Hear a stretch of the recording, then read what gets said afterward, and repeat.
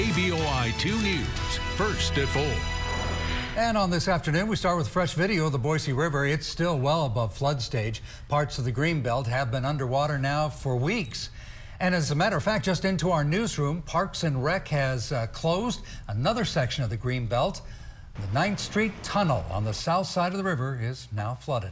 And you know, flooding has created yet another new problem. KBOI2's Amika Osumi explains how too much water is changing the look of the Greenbelt.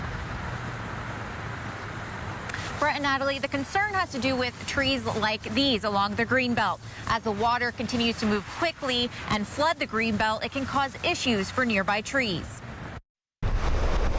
As the Boise River rises and travels with speed, falling trees become a concern.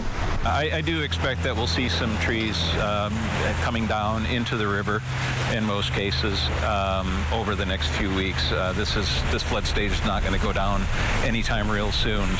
Jorgensen says with the flows as fast as they are now, the water can damage tree roots.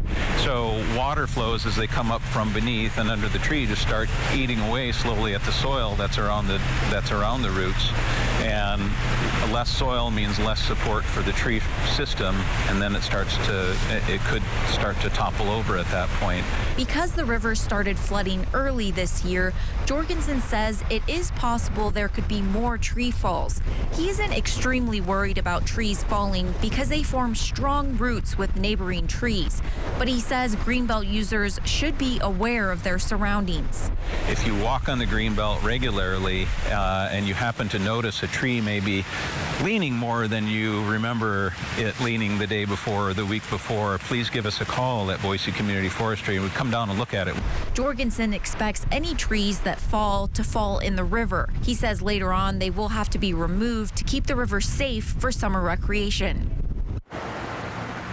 Jorgensen also says if you're on the Greenbelt and you hear creaking, that's usually normal. But if you hear cracking, you should move away from the noise and let Boise Community Forestry know as soon as possible. Live in Boise, Amika Osumi, KBOI 2 News. So let's take a look at the latest numbers. The river is flowing at more than 8,000 cubic feet per second at the Glenwood Bridge. That's just short of 11 feet deep. A reminder, again, from firefighters, please do not go into the river while it is flowing this fast.